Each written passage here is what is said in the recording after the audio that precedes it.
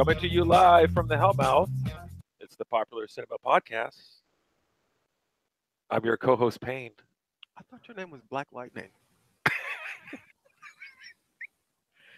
What happened to Black Lightning? I don't know, but I've been saying that line for 59 episodes, and I almost forgot it. Wow. Well, I'm your other co-host, Bill. And welcome to episode 59. 59. 10 more, and we have a pretty good episode. Episode 69. Oh yeah, look at you making a little sexual innuendo for a Yeah. bit. Make Yo, sure I have jokey, to mark jokey. the explicit box on our podcast. I just woke up from a nap. I'm feeling a little bit spunky. Oh, all right. So this is the mid-afternoon nap. Yeah. Plus, I haven't showered in today. My husband's working, so I'm funky. I'm over here swanking in my own funk. Ooh, so that you know what that means? That means you want to get this show done so you can enjoy more of your time to yourself. That's I what could that go back upstairs and take my late afternoon nap. I like naps. Do you like naps? I can't remember the last time I took a nap, Bill. I highly recommend them. You know, when you wake up in the morning, you're like, oh, full of energy for the day. Then you're just like, I'll watch a movie. And then when the movie's over, you're just like, ugh. And then you wake up and you're like, oh, I've got a second wind. Let's watch another movie. Bill, I'm too busy trying to carpe diem. I got things to do. Right. You're just trying to get that house in order so you can put it on the market. That's what you got to do. That's all you Speaking got of to do. that, I talked to my sister. She came up with a term this weekend I wanted to share with you, which I thought was kind of witty. Did you know the what is it? The movie franchise Final Destination? I've heard of it, yeah. You know the idea behind Final Destination, right? Is that you can't cheat death? That's exactly right. You know Okay. the premise of the movie. It's all about some I think the beginning one because there's several of them. The girl's on the plane or guy, and all of a sudden has some sort of premonition that the plane is going to explode. Then he or she tells her friends, like 7 of them, to get off the plane because she's got this fear. They get off the plane, and the jet flies off and explodes. Right. So they've cheated death, but of course the universe has to right itself, so death starts hunting them down. Right. And they have to break the chain. Well, anyway, the point of the Final Destination thing is, as you know, around New Year's, my one dog was taken to that prison yard of a daycare and came home with all sorts of viruses Right. and, infected Because my you other paid dog. because you paid $10 for 3 days, and you thought you were going to get high quality care, It was $18 for 6 hours. That's what it was for. which breaks down to what, $2 an hour?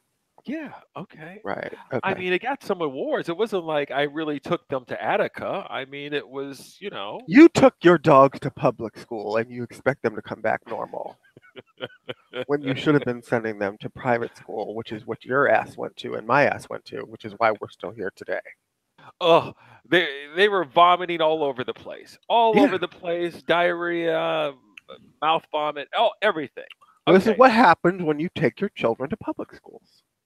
Now, all of us, I'm sitting there thinking I'm going to have to take them to emergency room. They're going to have to keep them overnight, put them on intravenous fluids because they weren't drinking or eating.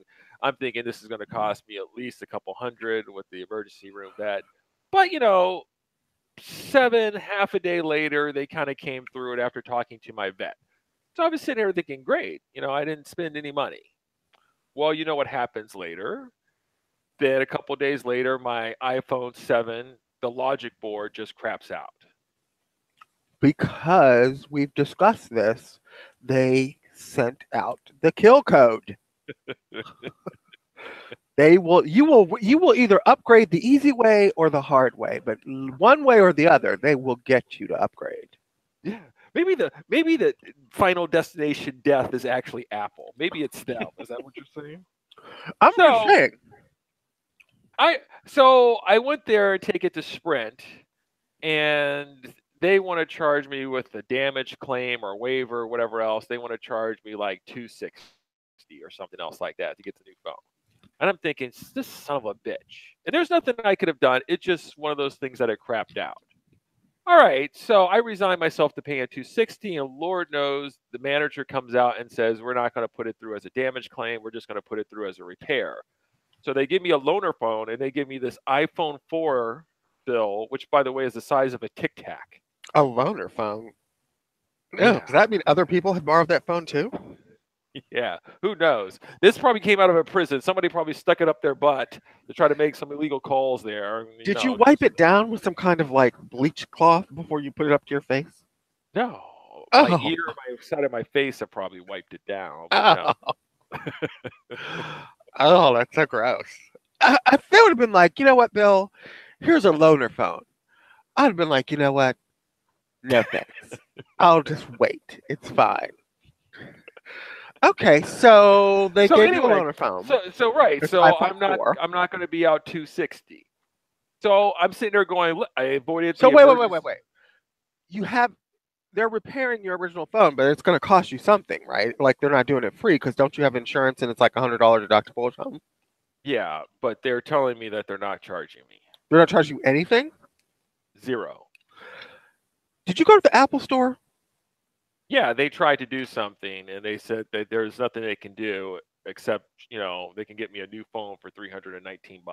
Wait. Was the phone not under warranty anymore? The phone is not under warranty. Because this is what Apple Care Plus is for. Do you know what Apple Care? You know what Apple Care Plus is, right? I do not. Okay, Apple Care Plus is the insurance program that Apple offers on all their products. Okay, you can buy it. I think you can buy it from wherever you get your phone from, if it's Sprint or Verizon or wherever. But you have to buy it at the time that you upgrade. It's like $100 over the actual cost of the phone. Okay. But basically, what it does is like it's 100% replacement plan. So it extends the 100% Apple warranty, which is 12 months, to 24 months. So anything happens to your phone, drop it in the toilet, smash it with a hammer, run over it with a car, whatever, they'll replace it with a new phone for you for 2 years.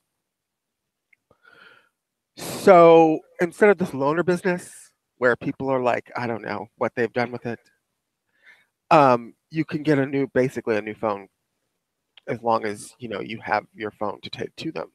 You know what, Bill? The next time I upgrade my iPhone, I'm gonna get. I would recommend Apple Care Plus. Because remember that time? One time I had my iPhone and I dropped it in the tub when I was rubber-dubbing, and it was within the original warranty though. Like I had Apple Care Plus, but it wasn't beyond the 12 months. And I took it to them and I was like, my phone's all screwed up. And he's like, well, what happened? I was like, I dropped it in the tub. He was like, okay, we'll take care of it. Boop, boop, boop, boop, beep. Came out with a brand new phone. He was like, enjoy your new phone. I was like, thanks.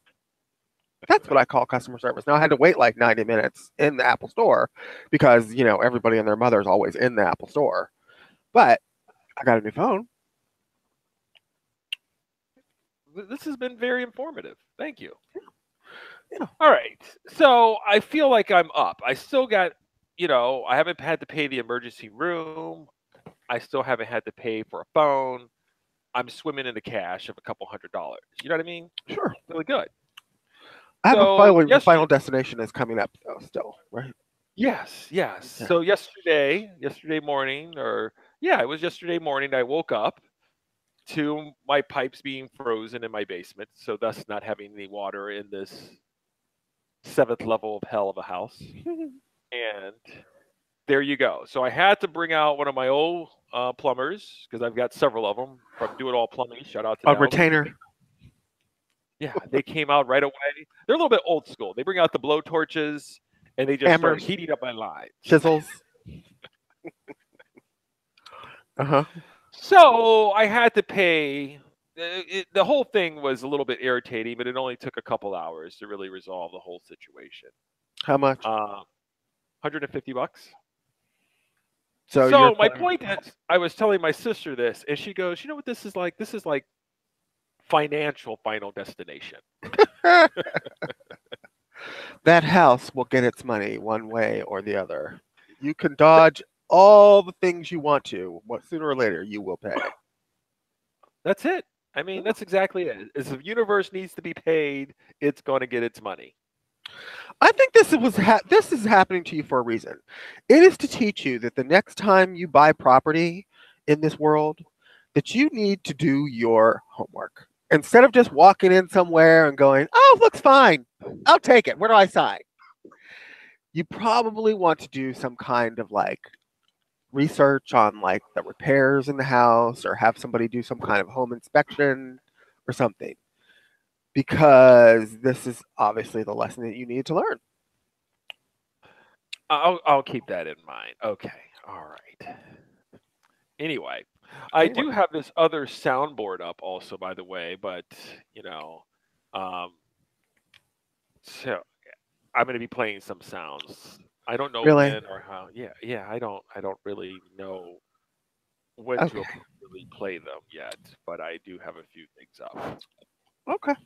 Oh, by the way, Bill, I just finished watching the Detroit movie with John Boyega, Didn't you watch that? directed I by thought you watched that like a while ago. Catherine.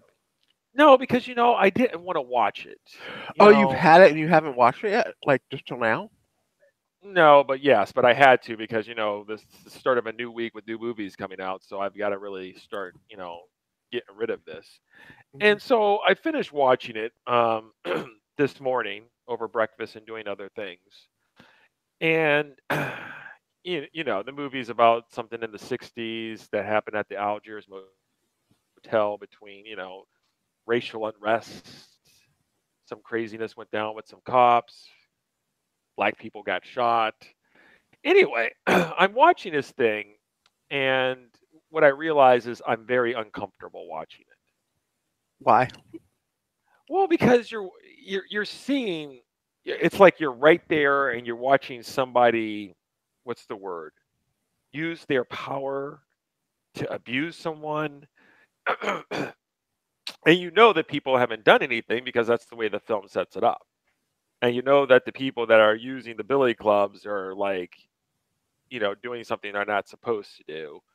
And it's just the use of like, how do you want to say this?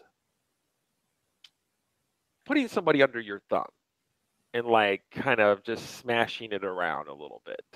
It's like you're right there in there with them, and it just makes it uncomfortable to watch. It's uncomfortable. And Okay. I guess my point is, I was sitting there thinking, like, what's uncomfortable for you in terms of watching movies? Like I said, like this is something I finished watching it and I understand why it's made to bring light to a certain situation and how unfair it is. It might be easier for me to watch a documentary. Um, I don't know. There's just certain things that are just uncomfortable, and I'm not sure how I feel about it. You want to be enlightened. Like there's The Keepers on Netflix. About the priest that was abusing um, some of the nuns, if I recall right. I What couldn't was he finish. doing to the nuns? Oh, he was like raping them. He was saying like, here, take my semen. You know, this is get you closer to God. Here, Really? That's so yes. disgusting. I mean, it's very like there's like 8 episodes, It's a and series? yeah, it's a Netflix show. Like it's like a murder mystery. So Like it's a drama, it's not a documentary. no, it's a documentary. Okay. It's like You know, one of those I know what you're talking about. it's like what it was like killing. It was I know what you Catch a mean. killer or whatever. Yeah, Yeah, you yeah. go back over it. You go to people who are investigating it. They talk to people who are now like in their 70s, and they're like, yeah, father so and so called us to his office. He would lock the door, then whip out his penis, things like that. All right, and you're listening to it to these people, and you're watching it, and it draws this thing across like 8 episodes, and it's just horrible. It's horrible to hear and to watch. I couldn't So get through all. why would you sit through 8 episodes of that? Well, well, I didn't sit through 8. Now, my woman watched all like the whole series, the whole whatever 8, 9, 10 episodes. I got through like 7 because I was just disgusted, and because you watch it because you're just like this. how can somebody get away with this? If this truly did happen, then this is a sad state of affairs that such an individual could affect so many people in a negative way. And you're like you're bringing light to it, and I whatever it is, it just becomes uncomfortable. I'm not saying it doesn't have value. Um, I don't know. And Okay. so I was just sitting there thinking, like, what's uncomfortable for you? Because it just came to mind, like that movie's getting a lot of awards. What is it? Call Me by Your Name with your boy Arnie Hammer. Yeah, yeah, yeah. Yeah, I'm it's not getting watching it. lots of awards. Yeah, I It's don't like a care. media darling. I don't care. It's fine. I'm not watching it. It's not for me. Do you think it's uncomfortable to watch? I think it's unsavory. Unsavory. Okay.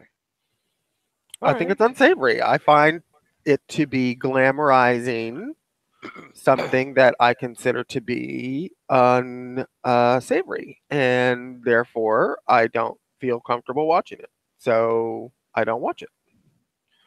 All right. Is there any other type of like I guess also sexual assaults in movies also is uncomfortable for me. Here's the thing.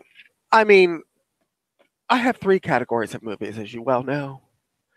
If they don't fly or have superpowers or sing and dance, or if it's not animated, then I just don't, it's not for me. Like, that's why I sit down and watch stuff, is to be entertained.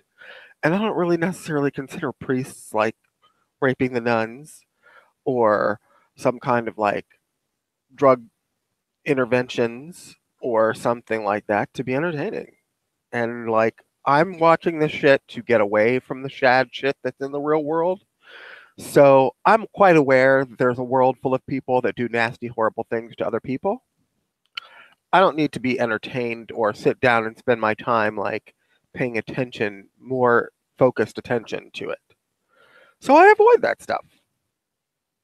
But you saw Schindler's List. I did. I was much younger then, and I was in a different phase of my life where I was like wanting to be educated. Now I realized it's all just shit. So why bother? So if they came out with a Schindler's List 2, The Return of Oscar Schindler, would you watch that? Really, really, I don't think that's going to happen. Um, but Steven Spielberg has made many, socially relevant historical drama since Schindler's List that I've not watched. So Okay. It doesn't make you uncomfortable. It just makes you're just not interested in certain things. sometimes it makes me uncomfortable. Like Call Me by Your Name, the whole subject makes me uncomfortable. I think it's not appropriate. So I don't, watch it. But here's the last time. I mean, fuck, Punisher makes me uncomfortable. Wait, what? The Punisher makes me uncomfortable, Okay, so which is why it's on the bottom of my list. extreme violence, Yeah.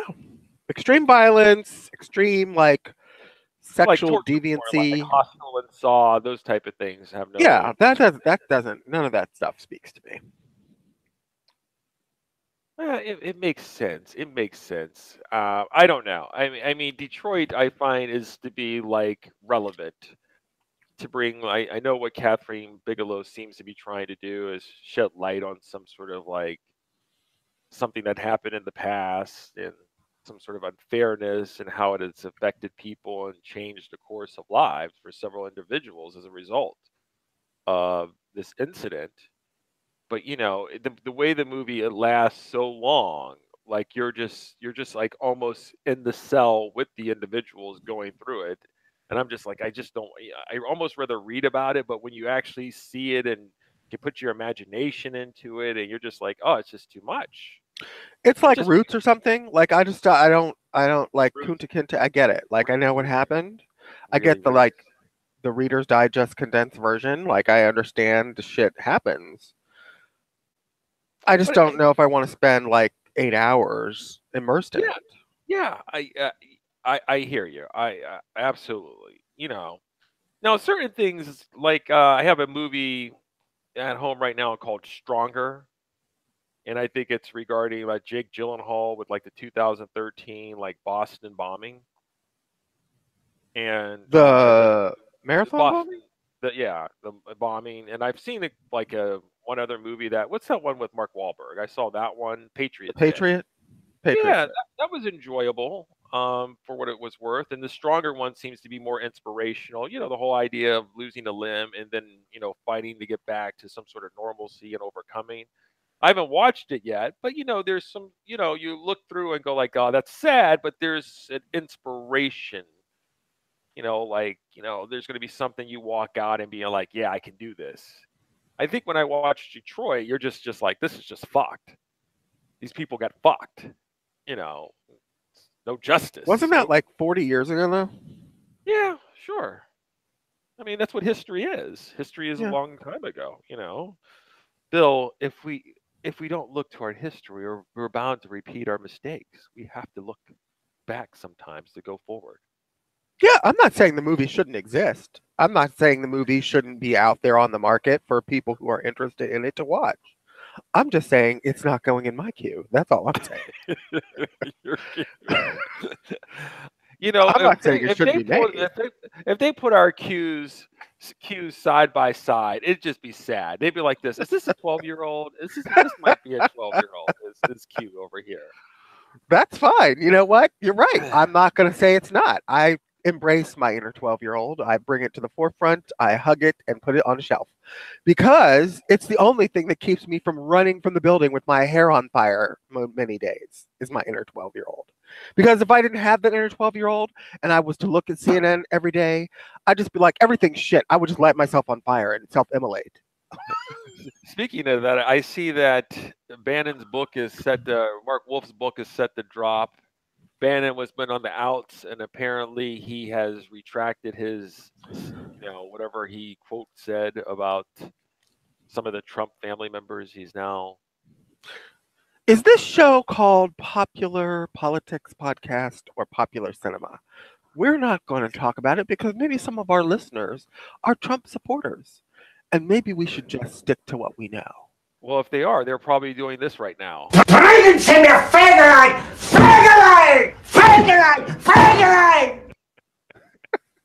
You just couldn't wait. You were waiting for an excuse to use that button, weren't you? You were just waiting. That's the Hitler soundboard right there. Well, oh, that's good. Good to know. Yeah. I mean, I don't know what it says.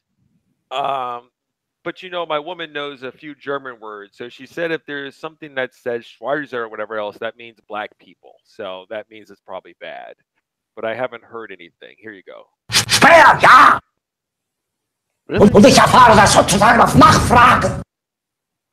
How do you? We don't even know. We could be cussing. People who could be speaking multiple languages could be very disgusted. I have to probably say that this doesn't sound like. Let's just say if you're ready to get busy with your partner talks German and he says this. I mean, I don't know. Are you giving it to him? I mean, is that come hither? Is this? You know what? You look really beautiful tonight.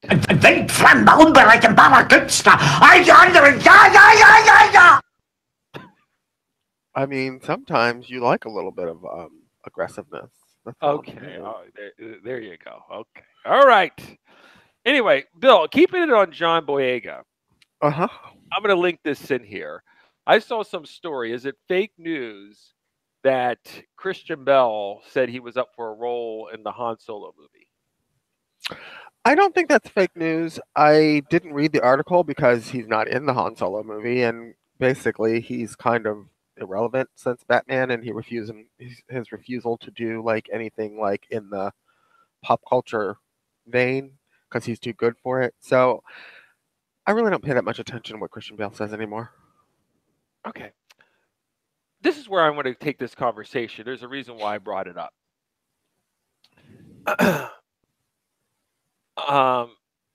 I think the role he was up for apparently went to Woody Harrelson, who's also in Solo, the movie, right? Sure, right.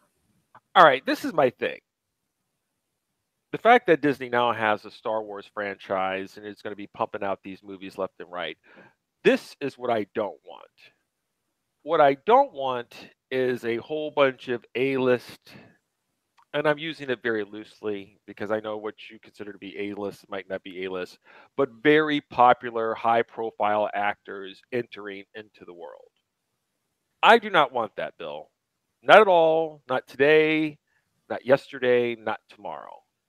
And I understand why you would want them. I don't think it's necessary. What I want moving forward is for them to find young, fresh talent and then have them create this whole new character and not bring the baggage of these other actors who we've known for decades, to be quite honest with you. I want them to bring out Daisy Ridley. I want them to bring out John Boyega and actually put a little bit of Oscar Isaac on the map a little bit. That's what I want. I want you to have young faces pushing the movie franchise forward. I don't want them to be dusting off Woody Harrelson, Christian Bale, and I'm not saying that they're bad actors or bad actresses or they're not talented. It's just that I feel that there's just some sort of like it's not necessary. Find other actors and create new stars, and it makes the material even more fresh. I'm going to let you respond. I find that with the Star Wars franchise, it doesn't need a Christian Bell. It doesn't need a Woody Harrelson. It doesn't need a Chris Hemsworth. The franchise, in and of itself, the story. What's the word? What's what I'm looking for? I don't know. I'm at a loss for words. This is so. It the story. It's story driven, not actor driven, and they don't need it. I'm not going to see Star Wars anymore because all of a sudden Woody Harrelson or Christian Bale in it. It doesn't make me sit there and go, "Oh, great, I'm going to go see it." I go see it because I want to see where they're going with the Jedi's and all this other stuff. That's what it's about. It's not about Laura Dern. It distracts more than enhances for me. There's always exceptions to the rule, but generally speaking, I do not like where that's going. I don't feel that that courting is necessary. I'm done. I think that you would not have survived as a movie fan during the old Hollywood studio system Okay. when they first started making movies and they had about 5 stars that starred in like everything because there were 5 of them. And they basically loaned them out to other studios or repeated series of movies with them, like the Thin Man series and stuff like that, because they were called bankable stars. And that means that they could rely on their talent as well as their popularity, as well as the fact that they happen to be under contract. So whenever they were needed, they couldn't be like, I've got something else to do. I'll call you. See if I'm not busy tomorrow. No, they're under contract, so their asses are in the fucking studio bright and early when they're fucking required to be there. Bill, this ain't the 50s. It's I'm damn near saying, it's a new century over here. I'm saying that was the system. That was the way the system worked. That was how everybody worked through the system, and Hollywood became the powerhouse it is today. I understand we're not in that system anymore, but that was the way it was done then. Um, I don't have a problem with any of this because it's not like Disney is hiring these people for their following, for their popularity, for their cachet. They don't need them, and they are aware that they don't need them to make the movies good. What they are getting, however, is people who they know they can rely on for a certain quality of performance because they have been, they have a reputation through all the work that they've done over decades or years or whatever. So there is sort of like a shorthand. It's like when soap operas hire stars from other soap operas to be replacements of characters or actors that have left the show. They don't often require these people to audition for these parts because they're aware of their body of work and they know what they bring to the table. And it's a shorthand way of saying, we're just going to get the talent walking through the door and we're going to hit the ground running. So we don't have to train them. We don't have to accolade them, assimilate them to our universe. We know these people are going to be 100% on board and bring something powerful to the performance. I don't, in some cases it might be true that I don't think it's really true anymore because I think just about every studio is now aware that it doesn't work that way with the old star system anymore. There aren't any more Tom Cruises. There aren't any more. Well, I mean, I guess there might be one left. The Rock pretty much can shit and make money for a studio. But other than him, there's not a lot of those 80s powerhouse people like Arnold Schwarzenegger, Sylvester Stallone, all those people, Tom Cruise, what have you. So in this case, I don't think it's an issue of them bringing people that they think can bring some kind of cachet with them. I think they're, as far as popular, I think they just want their talent, and they know these people are talented, and that's why they bring them aboard. Okay, that's one way to look at it. I feel as though like when you need to do like if you're going to be trying to like start a new franchise that nobody's ever heard of, to me it seems like you might want to get a Christian Bale or something else to raise the profile of your production. Star Wars is one of the few things that you don't really need, as you said, the cachet of the person. In and of itself, it's sold because it has the phrase Star Wars on the package. I find as a fan, I think I'm just annoyed and I'm irritated when I see it because I couldn't help but watch Last Jedi. And when Laura Dern pops her face up there, the first thing that pops into my head is Laura Dern. That's what I think. That is what I call a lack of imagination. You have just got to. I mean, the girl had purple hair. I mean, she wasn't in the movie that much. It wasn't like she was like the new Daisy Ridley character. And she's a good actress. I would say that she brought the role a certain weight that maybe somebody who was fresh out of acting school wouldn't bring. Some of these roles, when they bring these actors in, these roles are like Johnny Depp roles for me. They're designed for them to come in and act in a different form and kooky, and so they're like this. Oh, did you see my performance as this person? I was like in makeup and I did weird stuff and I raised my eyebrows and I had different colored hair and I did all. It's designed for them to be caricatures. Just hiring somebody I don't know to play that role. Is it really necessary to hire Laura Dern? Was it necessary to hire Robert Redford to be in Winter Soldier? No. Did it distract from the movie? For me, no. Same thing with Laura Dern. It did not distract at all for me. You're correct. Okay, now maybe that's because you've not seen 80% of Robert Redford's work because most of it's been done prior to 1985, which is when you start watching movies.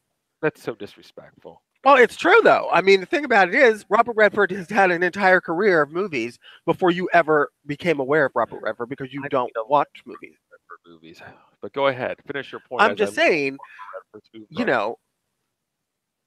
I don't think the fact that Laura Dern has been in many movies to be distracting from her in the role of Holdo for me in The Last Jedi. And oftentimes, I don't see that as a problem. Oscar Isaac was fucking Joseph and Apocalypse before he became Poe. It didn't bother me either. I think this is a start of a trend that maybe it's not apparent to you yet, but it's going to start throwing out all these names. And next thing you know, Channing Tatum's going to be up there on the Council of Jedi, and that's going to be followed by what's her name from Pitch Perfect, Rebel Wilson, up there doing some sort of skit herself. And then Kate McKinnon's going to be playing some sort of alien on the planet of Hoth. You're going to start doing all this stuff, and then you're going to still be looking at me going, I think Kate McKinnon did a great job as that sort of creature over there living at Jabba's lair. You're going to be talking to me that it's distracting, Bill. What's the problem with just getting somebody fresh off the boat like they did with Daisy Ridley? They could have easily gone out and find somebody that's been nominated for an Academy Award that was young. If you have a problem with it, that's legit. I did not have a problem with it. So everybody feels, maybe differently about it, but I didn't. You know what, Bill? Put it up on our Twitter poll. Let's put out on our Twitter poll and vote. Do we want old actors in new Star Wars films? Old established actors in new Star Wars films. Okay. Fair enough. All right. I'll tell you the results. Oh, we're getting some results. We got some voting, Bill, already. They're coming in fast and They're curious. coming in the are they coming on the ticker tape? Is that where they're coming from? We've got about 800 votes. It looks like 80% don't want it so far, but I'll keep you posted. Keep you You do posted. that. I'm Fair looking enough. at Robert Redford's oeuvre, and I can tell you here, he was in Jeremiah Johnson in 1972, The Sting, 1973, which both, by the way, I both saw. All the President's Men, 76. A Bridge Too Butch Far, Cassidy and by the the way. Sundance Kid. What's that? Butch Cassidy and the Sundance Kid. Yeah, that's super fan Melissa's husband's one of his favorite movies. He's got an Really? actually giant frame poster of that. Cool. 1979, Bill, The Electric Horseman. Right. One of my favorite movies when I was young. Okay. I thought it was so cool. He was riding on a horse in the middle of downtown, all lit up. 1979.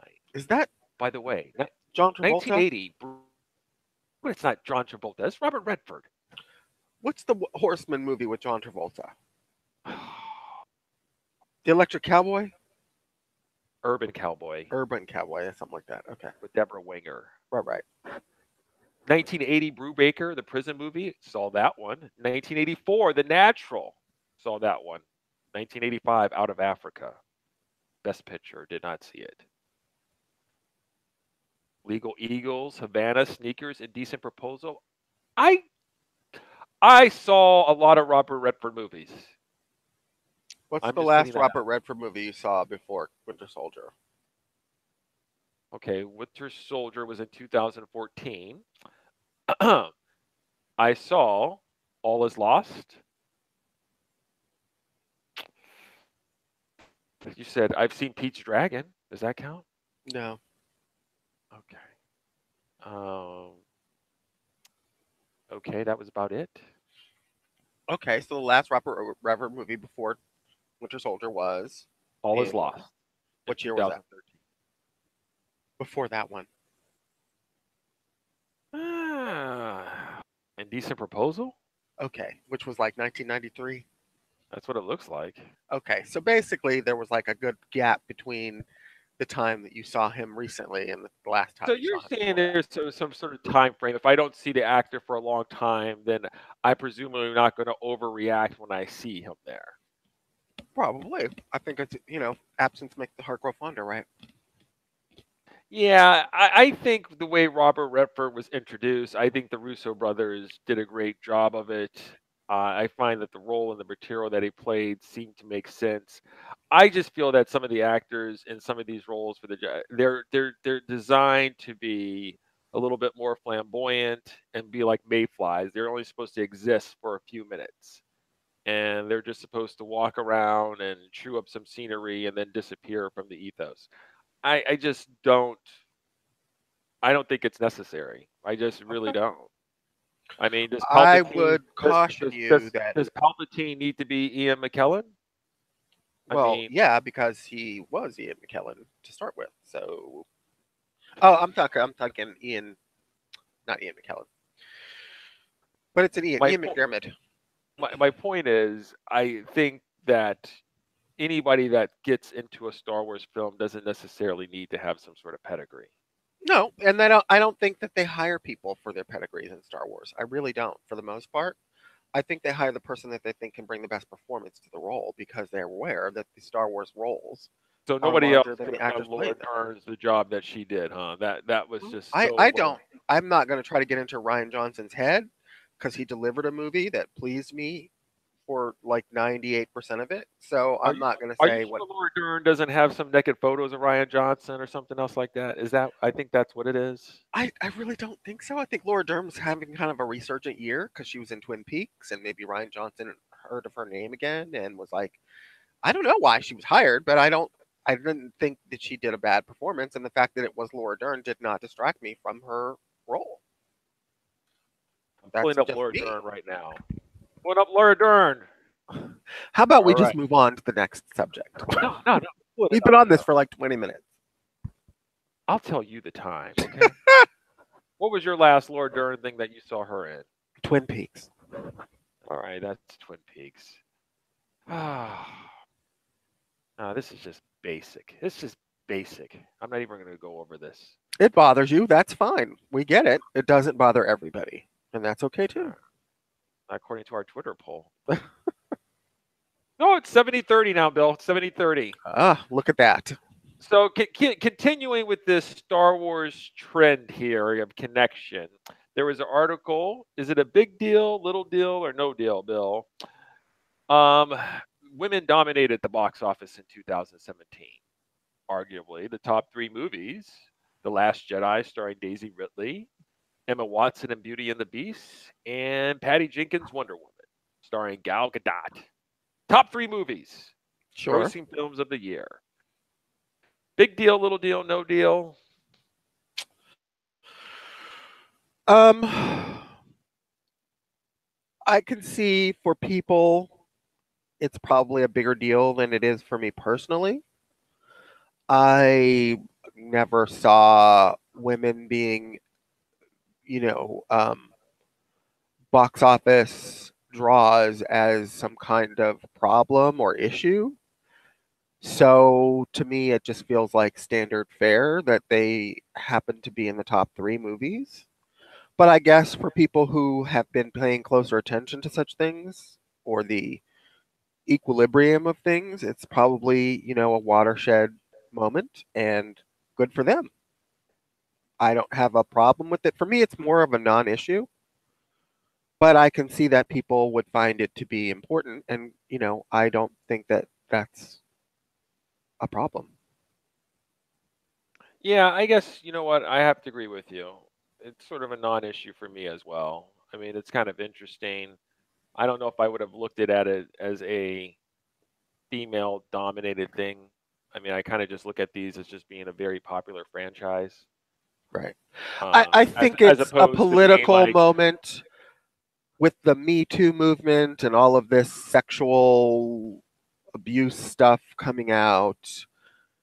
I think it's probably a positive when all things are spoken, but I don't know that every box office year for me to consider it to be a successful year that I need to have a woman in the top three movies of that year Okay, all as the right. lead. Yeah, I get it. It's an important moment. It's probably a bolster to women after this bad year that's been going through with the sexual abuse stuff and whatnot. It's all good. I don't see any real downside to it. Right now, Superfan Melissa, in response to your comments, is going. Und ich erfahre das sozusagen auf Nachfrage. And she's probably justified in saying so. But I've got 99 problems, and women being my lead actresses in every movie that I see this year ain't one of them. Did you see that? Did you ever watch the Animaniacs? I did not. It's time for Animaniacs. No, I'm surprised that you did, but okay. Why did you bring it up? What are you talking about? That was a great cartoon series. I'm not saying it wasn't. It just was kind of. I was at that age, and since you're the same age as me, I kind of would have thought that you'd be sort of at that age where cartoons wasn't like a big thing for you either. But What are you talking about? We're still watching animated films now, from Toy Story to The Incredibles. yeah, but Whatnot. those are animated films. It's not like I'm watching Animaniacs What or do you call Family Guy and South Park? I don't watch those either. Okay, do you call those like cartoons? I guess so, but I mean, I suppose There's they a higher, appeal to there's a like, higher. the inner 10-year-olds of boys. Maybe I'm Well, an inner 10-year-old girl and not an inner 10-year-old or for the 12-year-old anime girl and not an inner 10-year-old fans, which my boy. sister is one as well, they're going to be rebooting this series. Executive Oh, really? producer Steven Spielberg is bringing it back to Hulu. And I think we'll be getting this maybe in 2019, where we'll be getting 2 seasons. So we'll have the Time Warner, Yakko Wacko and his sister Dot. This is where Pinky and the Brain, Buttons and Mindy. You remember those pigeons that were like the Goodfellas, the pigeons that were acting like the Godfather? They were all gangsters. Nope. You didn't watch. You didn't I watch any of was this. busy running the streets when Animaniacs was on. Okay. Oh, I gotcha. You were doing your nefarious shit when I was sitting here watching this, laughing my ass off. You were out there doing I was stuff that you're not busy doing now. getting mine at that age. I wasn't watching Animaniacs, that's for sure. But you know what? If that brings you joy, I more power to it. More power to you. Yeah. Yeah, especially since I have Hulu now. What up, bitches? How long does this free Hulu last? Is it like a year, or as long as you have the cell phone company? I'm sure there's some sort of study going on in the Hulu department of going, how long does it take for these people to get addicted to having Hulu before they sit there and pull the plug and start charging me something more? Have you watched a lot of on Hulu lately? Yeah, I'm watching. I've got several things. I'm watching The Shield over again on Hulu. I'm still kind of getting, what do you call it? Moving my way around it, trying to figure it all out. I just like having access to it. I haven't tried that new series, The Handmaiden. Sounds a little bit unsavory. Just certain things just unsavory for me. I want to, but sometimes I'm just like, Why is it unsavory? What is it about? Is it about women who are like indentured slaves or something? yeah, pretty much. I think the one lady was explaining to me, like the husband has a wife, and then there's these handmaidens, which they can have sex with and have babies, but some of them they can't. They don't. I don't know. Whatever it is, it seems Isn't kind that of like every heterosexual male fantasy? Like, what's not to like about it as a heterosexual male? I think it's a little bit more abusive and like mistreatment, and it's not necessarily voluntary. I mean, Well, sometimes why does why? I mean, we're in rape culture, Jay. Why does it need to be voluntary? I mean, Die Korruption in unserem Staat möglich gemacht! listen, that's not the type of culture I want to live in, Bill. Okay, I see. I I prefer understand. everybody fill out the consent forms like every other relationship here. You consent, yes. Sign on the dotted line. Excellent. Let's engage. I don't know about this other stuff. I just don't. There's just certain All right. things. Well, besides The Handmaiden or whatever, there's probably like 6,000 other shows on Hulu you could probably watch. So Bill, I'm that's inundated not. with material. You know what the problem is now. We have a treasure trove, a chest full of entertainment, and to sift through, it's just we have too many. This is why you asked me about the movie industry. It's just too much. It's too much out there. By the Well, way, that's not a complaint. I like having this. are you still watching Runaways? No, I stopped. But there's only like one episode left. The finale's like this week, I know that like says a lot. tomorrow. It says a lot about it when I think that you you should just give up. probably, you know what I think you should do? If you are like 9 episodes in or 8 or whatever, just put the shit on over your breakfast cereal and finish the fucking show, because then you can say at least you finished it, and it's garbage or whatever you think of You it know what? after you If finish it was a movie, I would probably do it. But for some reason, I don't fast forward TV shows. I don't fast Really, forward. that's a new thing for me. I did not know that you did not fast forward through TV shows. Yeah, I don't. Movies, because I can pop them out, put them back in a sleeve, and send them off. TV shows, I think I just stopped watching them. I don't ever fast forward through it. Now, what I might do is just go to the Wikipedia page and just read what. No, I think that's just not good enough for me. Like, if you can watch 14 seasons or whatever of that Falling Skies crap, I don't know why you can't watch 10 episodes of a Marvel show called Runaways. Like, I'm not saying that you're going to like it, but just power your way through it so that we can discuss the I entire was first season on a Falling future show. Skies because it was so bad. It was so bad in every way, from Noah Wiley trying to save the world a million times over. It was just so bad. Okay, so Runaways. Maybe Runaways is bad. That's fine. But you can't tell until you see the end of it. It's only one more episode. It's not bad. It's just I just got bored. It just got bored, Bill. That's fine. I'm bored with Punisher, and I'm only one episode in. I don't know how you're bored with the Punisher. I mean, come I on. mean, I haven't seen enough of it to really discuss it in depth yet, so I'm not going to judge. But I can tell you that it did not leave a good taste in my mouth at the end of the premiere episode that I watched a couple weeks ago, and so I'm in not any particular hurry to scramble around to episode 2. Now, we've been watching Stranger Things. We watched episode 4 of season 2 the other day. And while I was sort of reluctant to get into it because I wasn't super amused with season 1, I do find season 2 to be more entertaining than season 1. Now, I'm not going like, oh God, we can't move from this couch till we see all 10 episodes or whatever. But I am going, you know what? instead of putting it to the bottom of the list, it might go somewhere near the top for the next episode that we watch because it's more entertaining for me than it used to be. Bill, Stranger Things season 2, didn't that come out like 8 months ago or something? No, it came out in October, Boo Boo, and it came out October 31st, which was Halloween, so it's basically November. So we're really only a month. We're like 5 weeks out from the wait. Bill, I feel, now that you mention it, now that you're on the 4th episode of Stranger Things 2, anybody listening to our show is probably going like this. Stranger Things 2? We finished that like the first week of November. I mean, That's fine. the We don't. articles, We are old school TV viewers. Me and my husband. We don't binge things. We watch shows on a weekly basis, the way it was fucking meant to be, back before there was any of this fucking binge bullshit. Okay, so once we watch an episode of something, we watch another episode of something else. We've got like several shows in the queue, and we do it old school style. listen, Laverne and Shirley, I need you to just move forward in time and get with it. I mean, let's get real. You've got to step it up here. There's no let's just watch one episode a week and get the That's how we roll. that's it. That's you know what? You can't be a part of the conversation because nobody's rolling like that anymore. That's We not don't- how it's going. Here's how it is. We don't need to be a part People of the polish off conversation. 2 or 3 episodes and they sit there and go, you know what? I was going to mow the lawn, but this shit's so good. Let's just watch another one. I'll let that grass grow. I'll get it tomorrow. That's what you do.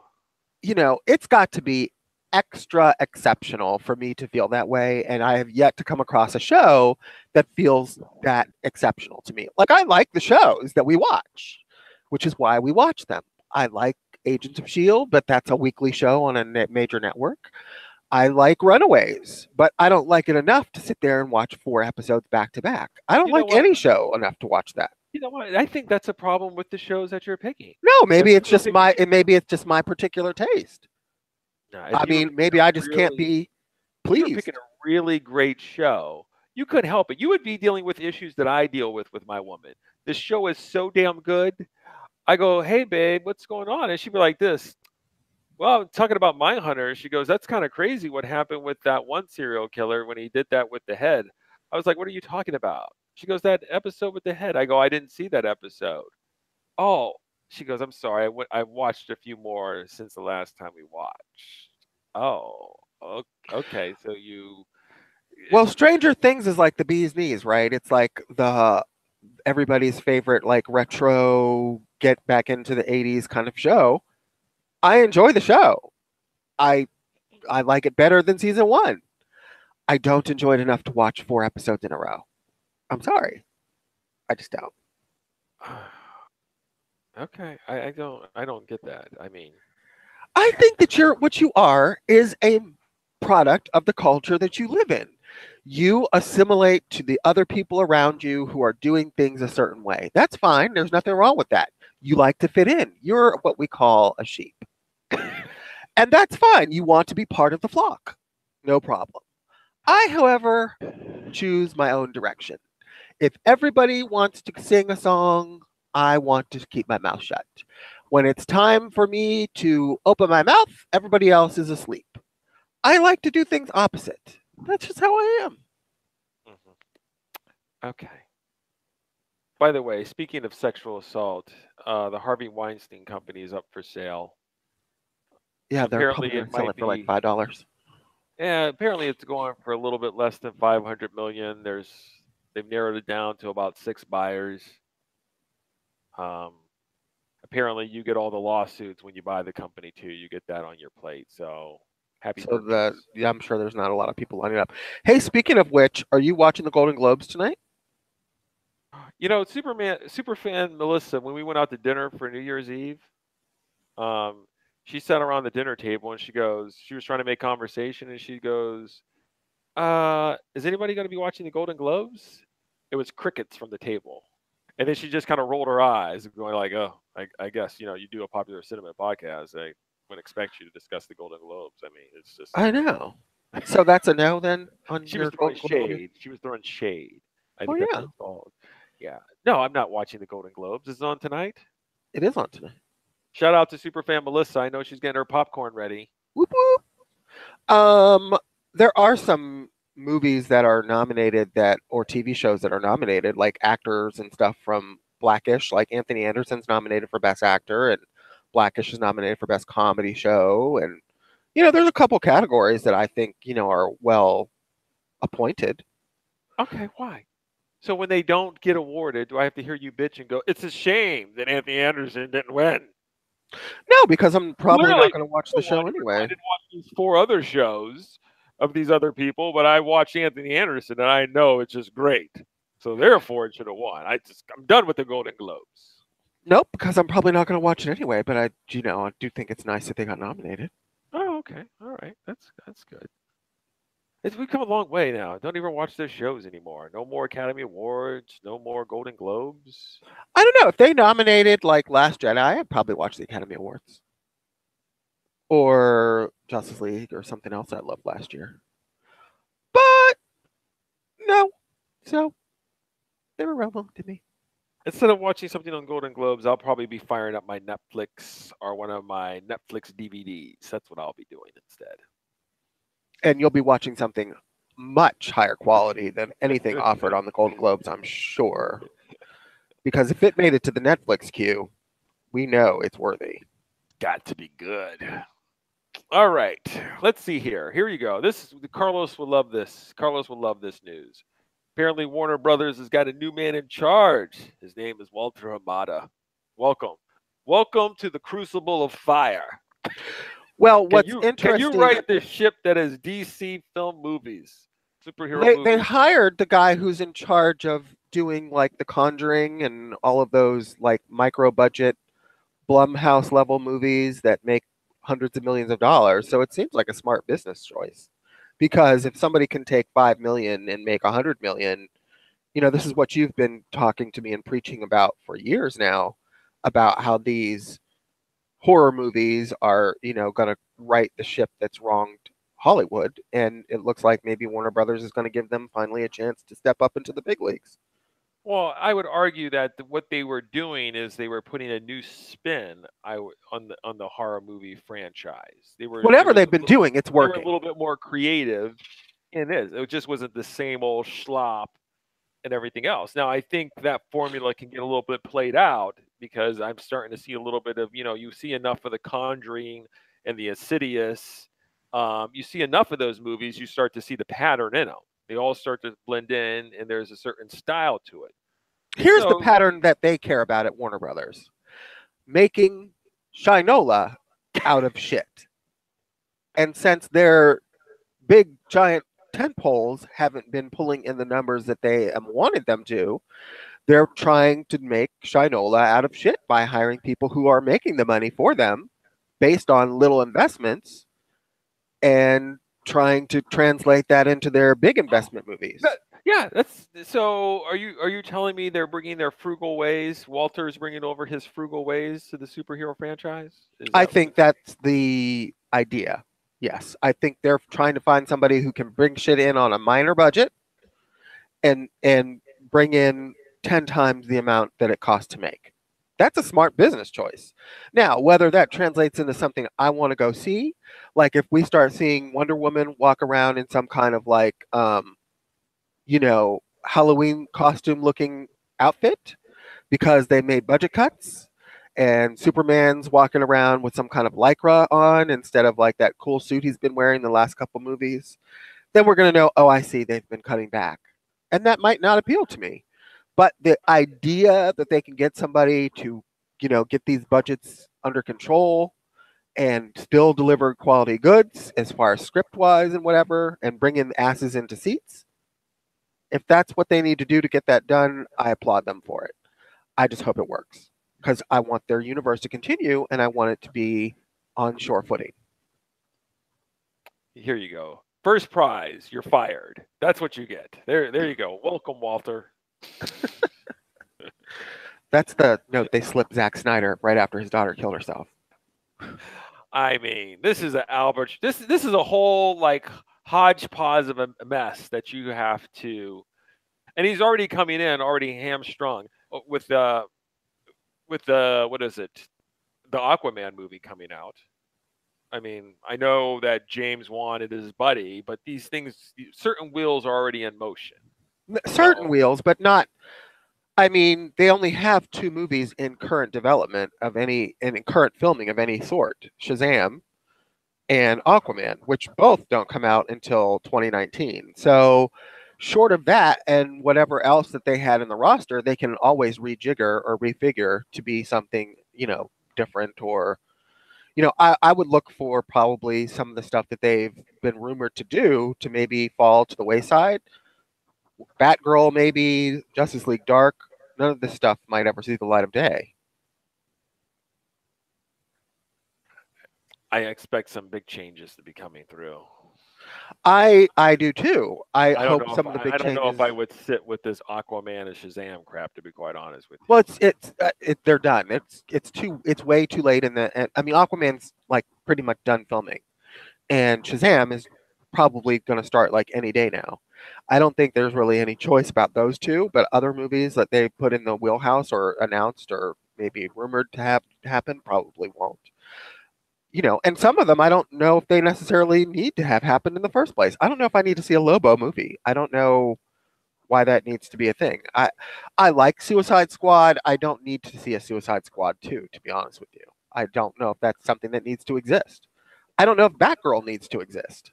I'd rather them give me Man of Steel 2 You know what? and I guess the Batman. when they start to roll out their new slate of movies, this is where we'll see the direction that they're trying to head. Good luck, Walter. First prize, you're fired. Here we Wow. go. In any case, they've gotten somebody who I think they have maybe some kind of confidence in to right the ship. And there's no question whether I like the movies or not, which I do, that they're not finding the audience that they were hoped to find. So something obviously has to be done.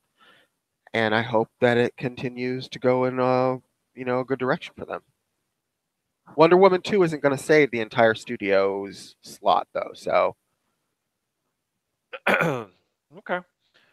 All right, Bill. That's all I got. really?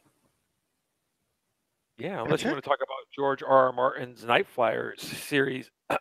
Excuse me. What about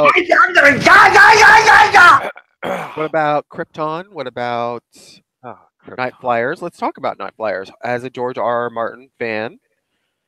Oh, and let's also talk about the fact that you're not getting the final season of Game of Thrones until 2019. I'm okay with that. So you're okay with the whole year with no Game of Thrones?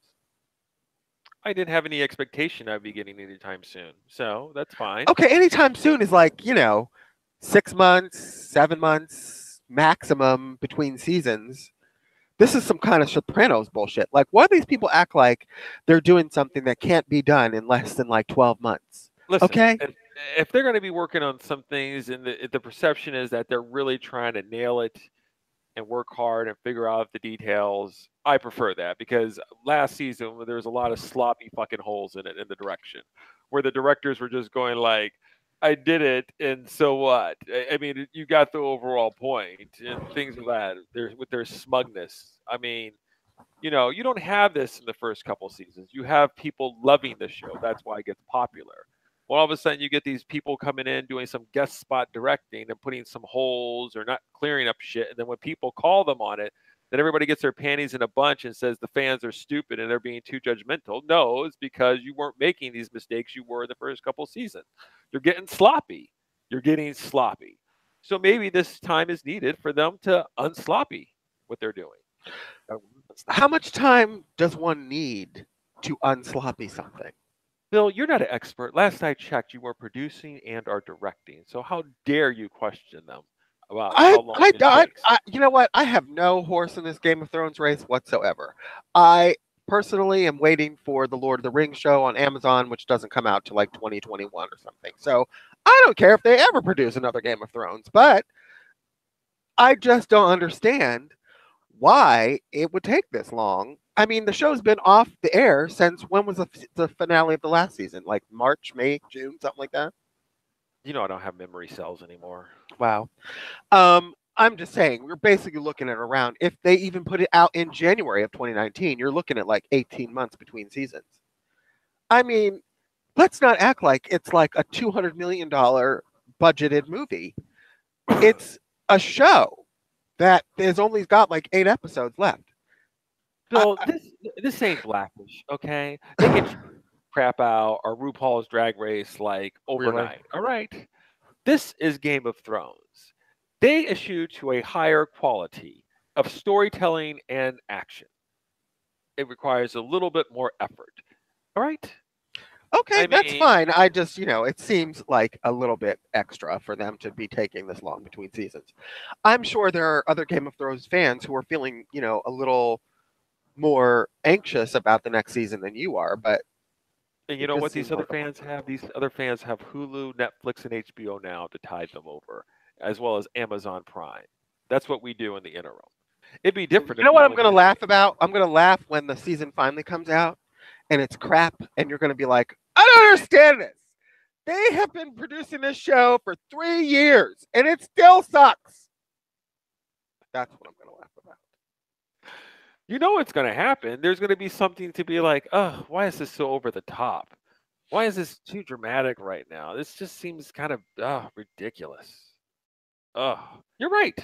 You're absolutely right. You're acting like this time that they're taking is somehow going to make the shit better, and I don't know if that's true, but we'll see.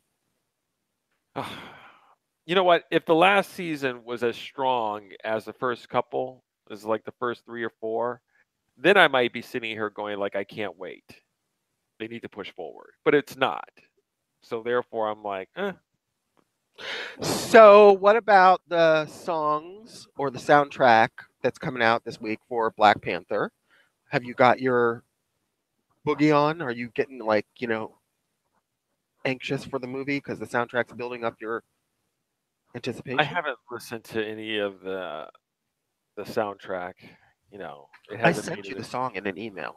Yeah, I don't know. You sending me hip hop songs is sort of like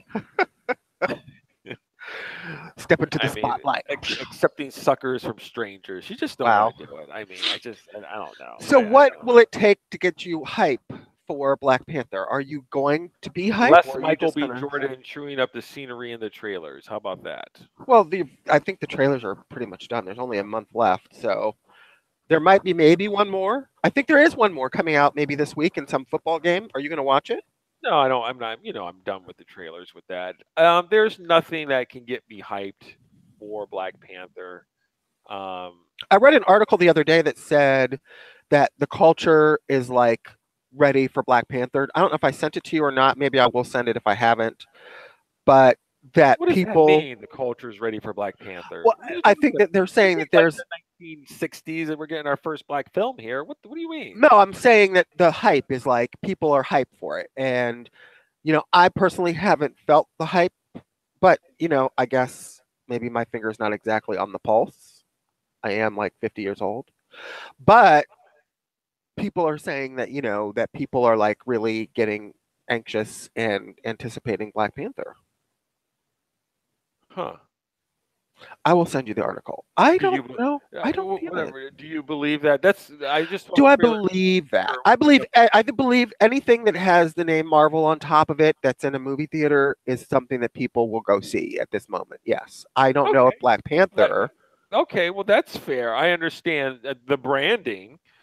I mean, but I don't know. An article written somebody saying like everybody's hyped for it. I just don't know if that's necessarily true. I feel like there's a word. I do feel like there's. How do I want to say this without sounding? I'm just going to say it because I think it's true. I think there's a moment in culture right now where minorities are experiencing some kind of resurgence as far as like Wonder Woman. Last year I would certainly say Wonder Woman was like the woman's movie of the year. Like it became like more about the fact that there's a female superhero at the top of the box office than about how good the movie actually was, outside of the fact that it was about a woman who's a superhero in the lead. Okay. I think Black Panther has probably a moment in the culture that's going to be something similar to that.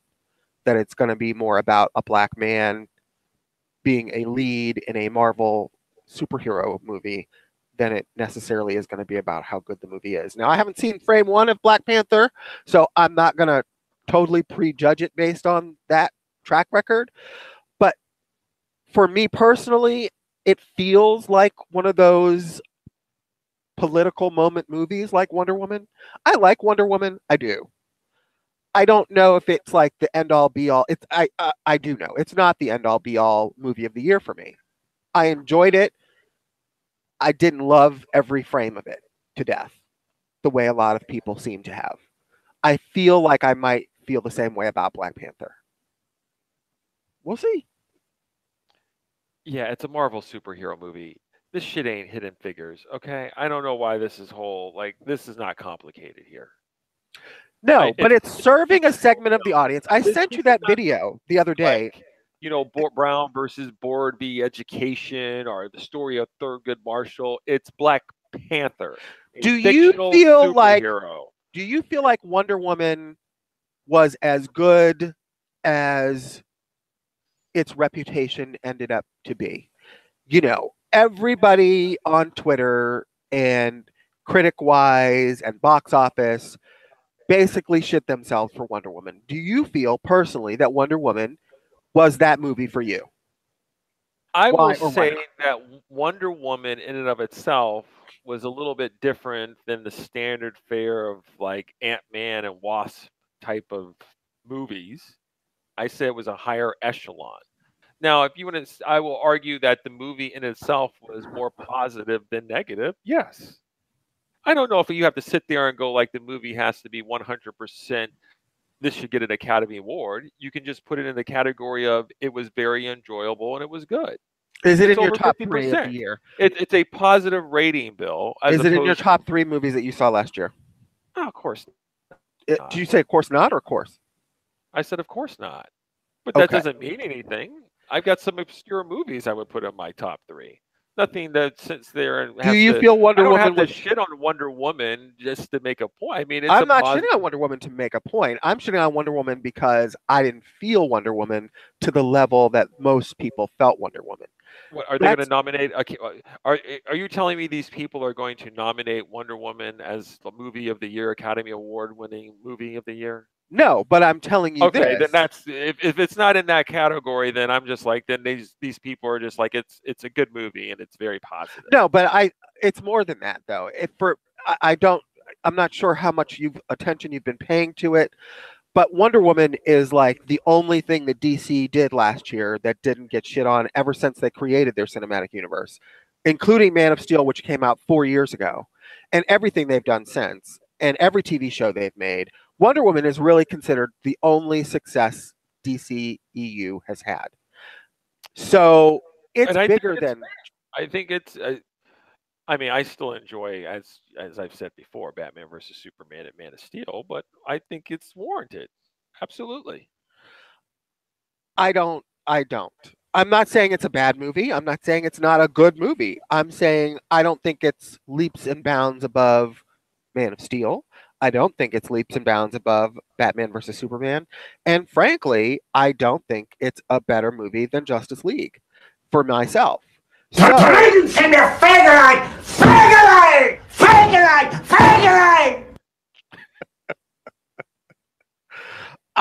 this is my personal opinion, and I understand that other people probably don't share it. Obviously, the box office doesn't agree. But if you were asking me between Wonder Woman, Justice League, Spider-Man: Homecoming, Logan, are you really trying to say that somehow because it was a female role, Gal Gadot, that they didn't want to take a harder stance because it would be putting down a female, a gender, or something else like that? So I'm saying in a year kind of washed over it, and there was this whole like fake, like let's just support it because if we say something negative, they're gonna think we're hating on women or something. I'm saying in the year of Me Too, #MeToo. I'm saying in the year of sexual abuse allegations pouring out of everybody's pores. I'm saying the political climate for the movie was ripe for its success. I'm saying it's riding on the coattails of. I'm saying in a certain way. I'm not saying it's not deserving of anything. I'm saying it's getting a pass on some things. It's exactly what you're saying, because it's so disrespectful as saying that success of Wonder Woman only is coming through is because we've got a whole bunch of people raping women, and so now I'm not saying only. I'm saying it's a contributing factor. Maybe one out of several, but it's there. That's what I'm saying. So what happens when Black Panther gets success? We have to owe that because it's Black History Month in February? I think we're going to, if you're asking my personal feelings about the political climate in the country and what might contribute to Black Panther being maybe a bigger success than it would ordinarily be in another time, I'm going to say there's probably a contributing factor of it's the first Black superhero in a lead and people are ripe for it the same way they were ripe for Wonder Woman. I am going to say I believe that could be a factor. Yes, I am.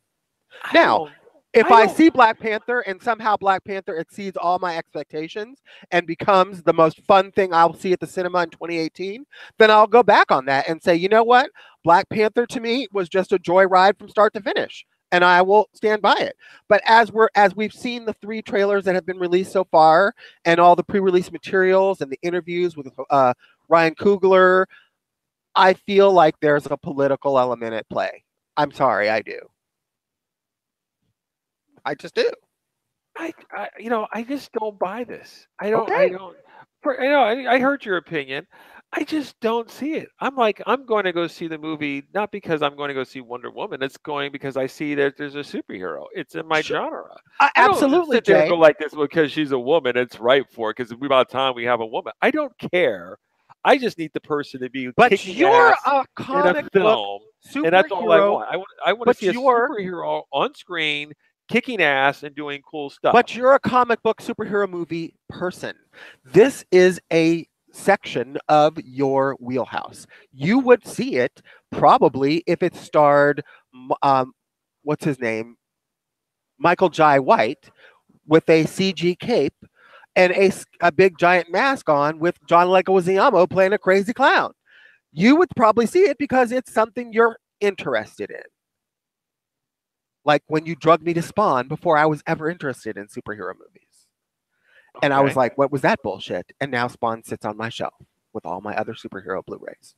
So what I'm saying is you have a proclivity to be interested in the subject matter.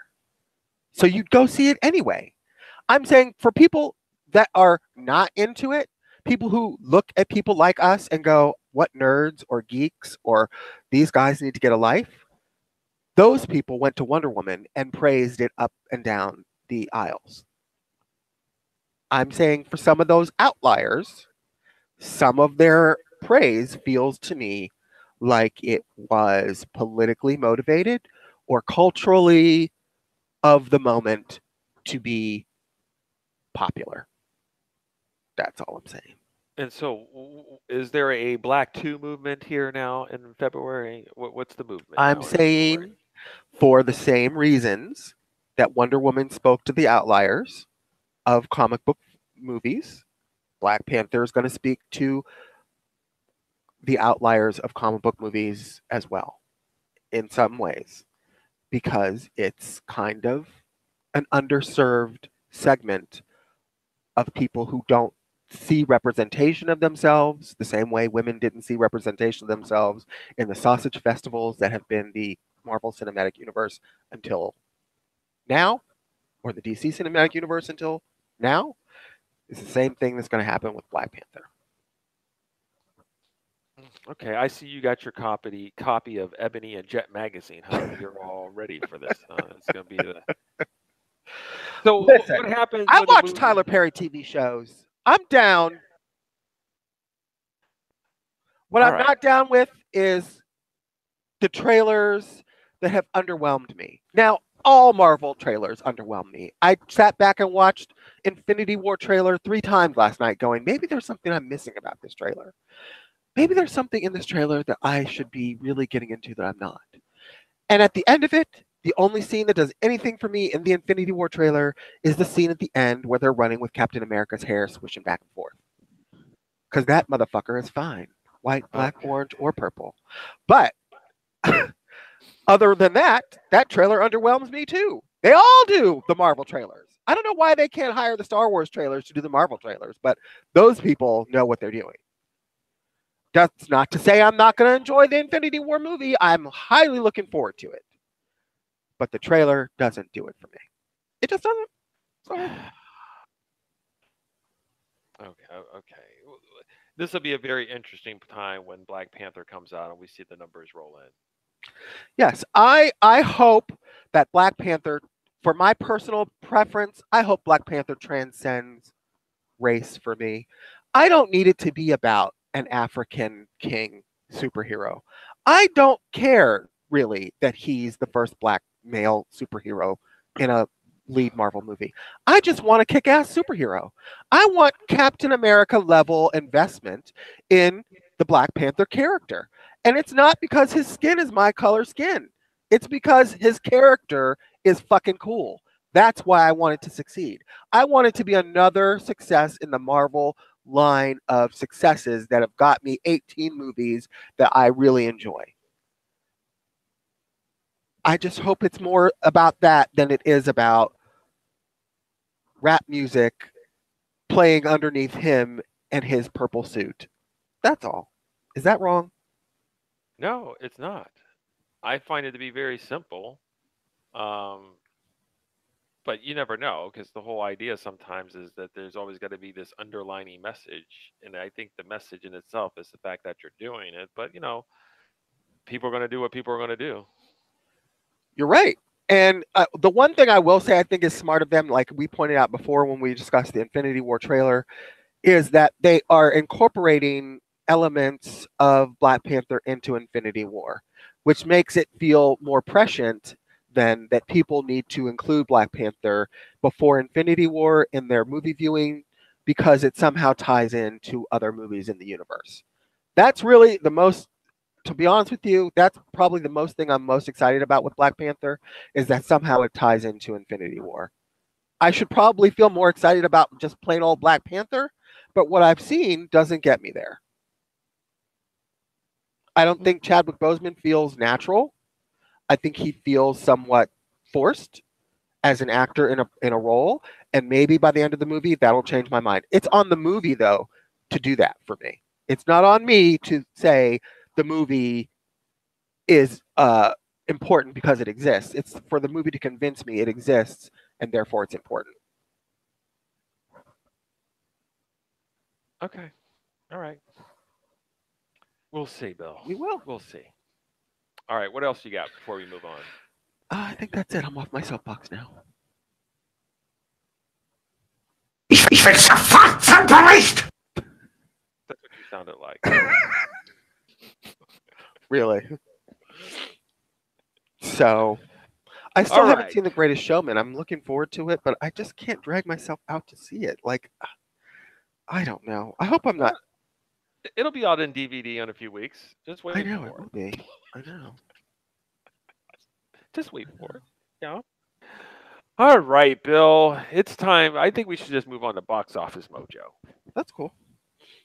I mean, I got to go grocery shopping with my woman. I want to go sit down a little bit and relax. Are you still working on that basement?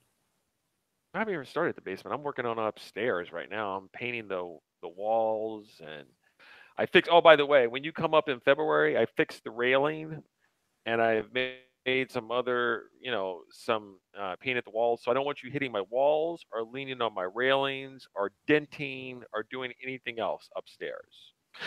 So when we were talking before offline, we were talking about doing like the Black experience for Black Panther. I was thinking of bringing down a bucket of chitlins and maybe get some watermelon, and we may probably go to you guys still have Church's up there, right? Church's Fried Chicken? Yeah. I don't know if we have a Church's Fried Chicken up here. Why don't you look into that, and then I'll make some greens with some ham hocks, and I'll get some grape pop, and we'll have like a Black-centric weekend. Sound good? Oh, you know what? Most of the churches are down in Akron. I don't think there's any up here by us in Cleveland. Well, KFC will do. As long as it's fried, we don't have to be picky. Maybe we'll even go to Giant Eagle and get, like, a bucket. Oh, wait, there is one. We can get ourselves some Ripple or Boone's Farm. Boone's Farm. Wow. Okay. All right. We're gonna wear dashikis at the showing. Is that Don't what you we're doing? think? Well, I was going to wear, I told you I was going to get the Black Panther mask and claw set from Target and just wear that. But I thought maybe it would put people off if they saw like black skin underneath that thing. So maybe I will just put the claws Listen, on. for the black people going to see Black Panther, what I need you to do is when you go into the theater, I need you to sit there and clap like you're the Queen of England. Just two tips of your fingers Like, back and I have to forth. clap like Nicole Kidman claps with her hands extended. Like, I have to do that. Yeah, don't be overzealous. Don't be too much. Because that's So going to wait. leak out, and then people are going to be like this. I don't want to go to the theater because it's going to be too live and too ruckus. Okay. So the tickets are going on sale anytime now. Now I already have the gift card, so I'll be ready to roll. But we're going to the first showing at AMC, and we're going to go see the second showing at Cinemark, right? Because we're trying a new thing now. I didn't agree to that. Yes, you did. You don't remember it. Why would Like we you do would that? remember. Because Cinemark was a better viewing experience from Star Wars. If you recall, Star Wars was all fucked up at AMC. And then when we went and saw it over at Cinemark, the picture was so much nicer and better. That's because they put us in that shitty theater in Cinemark like 2 or 3, when usually we're in 5 or No, 6. no, no. In AMC, they put us in the shitty theater. Right. Yeah. Well, Yeah, how can we be guaranteed that they won't put us in a shitty theater at AMC again? Oh, We because hope not. Black Panther ain't Star Wars. That's why. Yeah, which is even bigger chance they'll put it like somewhere off to the side, like they give a fuck. No, because the good theaters were bought out by that one company, and so Okay. I doubt that will happen again. Well, I think what we're going to do is we'll try AMC for the first showing and then compare it to Cinemark. And if Cinemark wins again, then we'll be doing Infinity War at Cinemark. Okay. I don't think that's really necessary, but that's fine. Listen, I need the pristine AMC Prime viewing experience. I can't be going to a movie and watching it and going like, is that supposed to be black, but it looks yellow? That takes away from my theater going experience.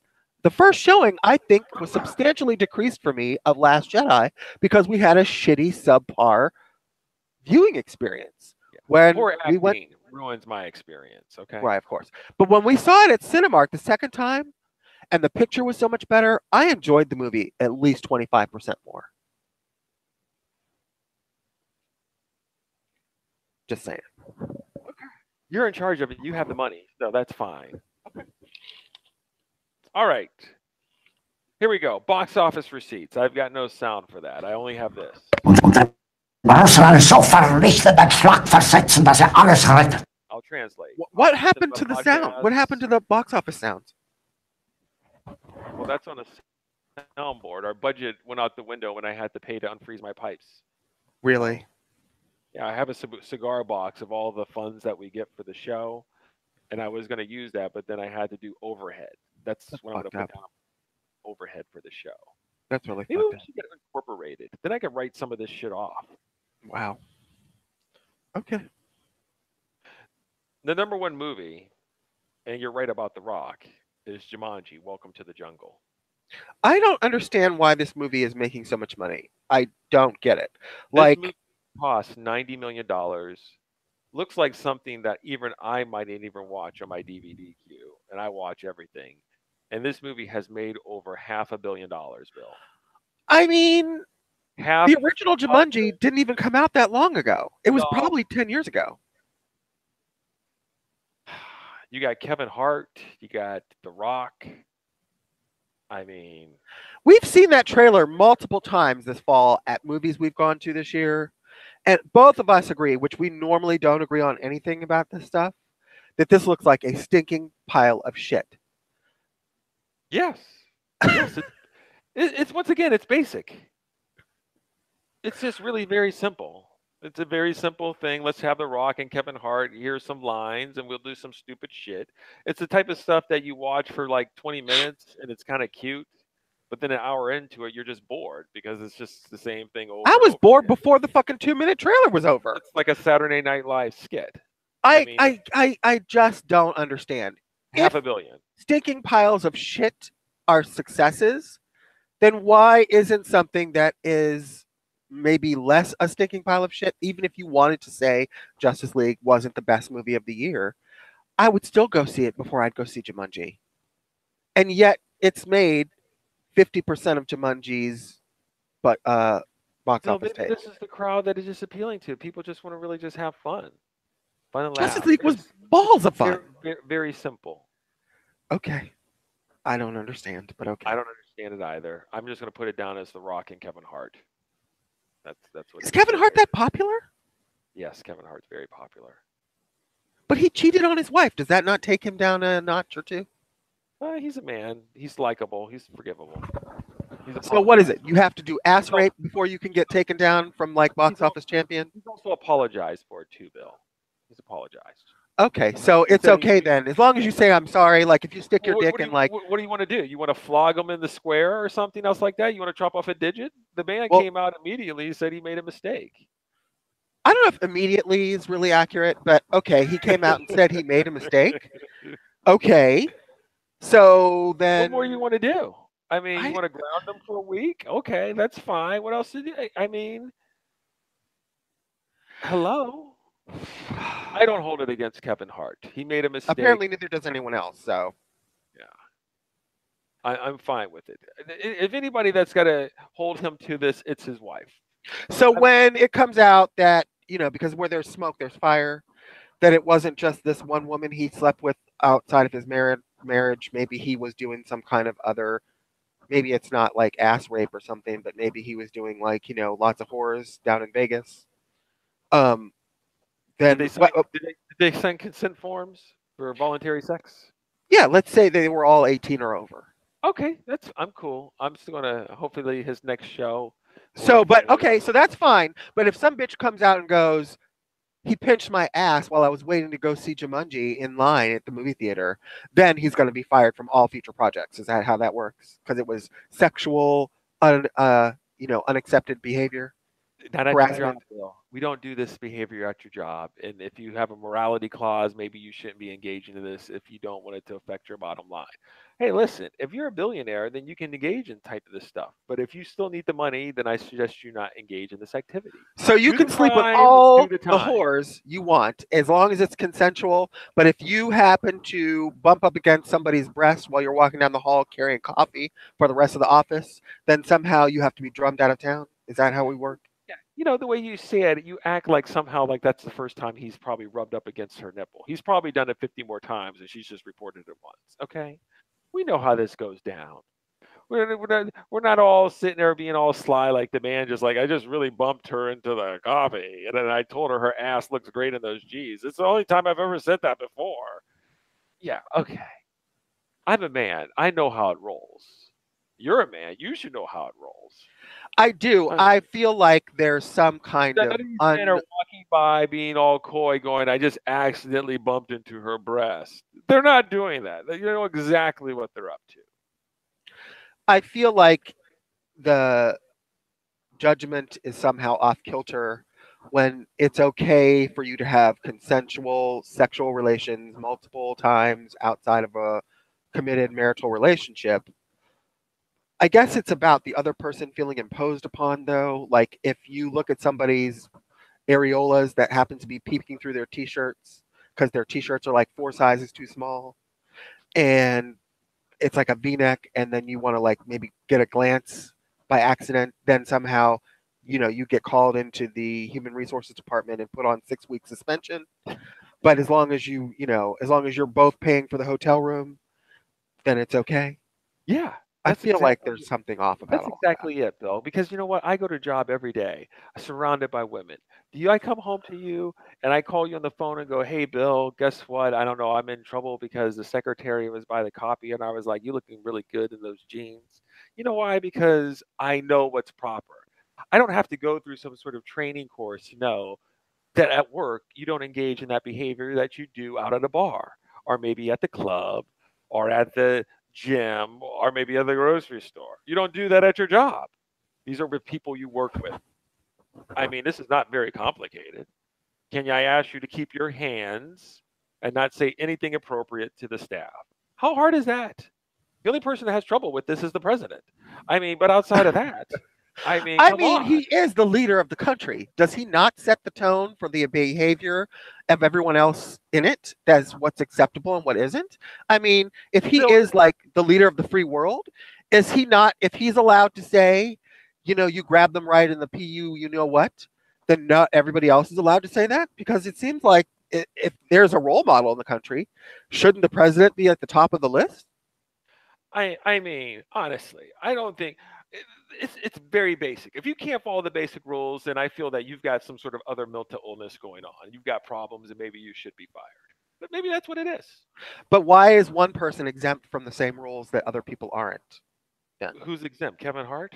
the president. The president. He's vehemently denied all those allegations. Bill. We've got it on tape, Jay. It's not a question of whether it was said or not. That's just locker room talk, Bill. Oh, okay. So when I have locker room talk at my job and I talk about, somebody's breast size or whether I'm going to grab them in the privates, Oh, you're gonna get that's fired. not locker room talk. Oh, you're gonna get fired. Yeah. Okay. All right. This is what I'm saying. I'm just making sure that we all understand that the levels seem to be inadequate or uneven. If I'm HR, I'm getting rid of you right away. Okay. All right. As long as we're clear that the rules apply differently for different people, then I'm okay. All right. So unless Kevin Hart is going to be doing some sort of like Kramer stuff where he's going to be calling people the N word and doing some other stuff all crazy or hitting babies in the face, I'm okay with it. Okay. I'm okay. But as soon as Kevin Hart, spills some coffee on some lady's lap at the McDonald's and tries to wipe it up with a napkin. I think everybody has their limits or their buttons. And my buttons probably are somewhat more race related, if you will. So I imagine if he does something like says something inappropriate or that just seems, let's just say, race related, I might be like, you know what, I might be done with you. And I would write him off. Now, if he sits there and somehow kicks the parking booth attendant and says, you know what, bitch, I'm not paying you the $1.50 for the toll. You take $1.25 and you should be happy because I'm Kevin Hart. I might be like, oh, he's a jerk, but that last movie was funny. I might just get past that. Other people might. They might be like that. He's just rude. He's arrogant, and I will not support that. That might be their touchstone. That's not necessarily mine. Him sleeping with another woman while inappropriate outside of his pregnant wife. Okay, disappointing. All right, he apologizes. All right, what am I to do? Okay. I mean, all I'm saying is, I never looked at him as my moral compass to begin with. I was just looking at him for a guy to tell me comedic, funny stories. I'm saying is, sleeping around is acceptable as long as it's consensual, I suppose, is the message we're getting. But if you touch somebody or comment somebody or make them, I guess I just don't understand the morality differences, the moral levels that see people for a decade. Did they have to sit down and talk to you and go, Bill, when we have the guys come in to pay for their kids to come in latchkey, please don't comment on like how their ass looks to them and goes, really? Hey, are you going to be paying with cash or are you going to be paying with that ass? Okay, do they have to tell you not to say that? Or do you just fucking know that's not appropriate at my job to be doing stuff like that? You know. I know. But is there a difference if one of the paying customers comes in and says, here's my money for my bill. By the way, there's an extra 50 in it for you if you want to roll over around the corner with me in the front of my car and let's just go at it for a little bit. Is there a difference? Yes. That person doesn't work there. Are they both not acceptable? I would say that's probably, but maybe that's maybe a pickup line. Like you're just like, It's like you're at McDonald's or you're at the grocery store and you're seeing somebody that might be cute polishing the fruit or on the fries and you're just like, hey, what's going on there? Good Polishing looking. the fruit. I feel like that's a euphemism. But anyway, I'm just saying It's I your think all of coworker. this behavior If is you're on the unacceptable. job together, you cannot be harassing your coworkers unless they want to be And harassed. how do you know that they don't want to be harassed until It's you probably try best it not and see if they do? either way. You know what? Probably best not to engage. If you don't fucking know, then you shouldn't be engaging in it. Okay? Like, That's where's the the line, Jay? Like, if you go into work tomorrow and as you're walking by your secretary who's got like some kind of like skin tight top on and some kind of new hairdo and some makeup, are you okay. allowed to say you're looking very attractive today, Demisha, or whatever her name is? Yeah. Um, You know what I or do? is Go she ahead. gonna feel like, you know what? I don't know why he's saying that to me. I feel like I'm sexually harassed. You know what, Bill? I think okay, for myself, this is the way I do it. I do engage. I say if somebody's wearing something, I go, "Oh, you look very nice today. I like your hairstyle." That's how I say it. And Mhm. then I keep moving on. Now, I guess they could probably report me and say something like that, but I don't think that comment comes back and HR is going to be like, you know what? Don't fuck around with Debbie because Debbie seems to like, if you make a comment, she's going to write up a report. I'd be like, I'll notice that Debbie is a crazy bitch and I'm not going to be commenting with her. But I'll just say a nice comment. Now, the way I think it really goes down is like this you're looking good in those jeans. Oh, yeah. Like your hairstyle. You look all right. Okay, that's when you get in trouble, Bill. That's in trouble. I mean, we're Who acting like talks somehow like you just that, Jay? you just can't walk No one by and talks just like say, that. "Hey, Bill, that's a nice suit." I mean, I walk in and I wear a suit. Somebody goes, "Oh, Jay, that's a nice suit." I don't run to HR and be like, "Oh my God, I feel like they're like looking me over." They're just saying I'm wearing a nice suit. I'm like, "Fuck yeah, I'm wearing a nice suit." Yes, I know. If I get a new haircut, I expect somebody to sit there and be like, "Oh, you got a good new haircut. Looks nice." I'm saying, Jay, I think there's a lot of people who are just way too sensitive and way too touchy about people I making don't know if offhanded it's comments I don't about know if it's someone's appearance sensitive anymore. if you're putting your hand on my breast and or ass. That's not sensitive.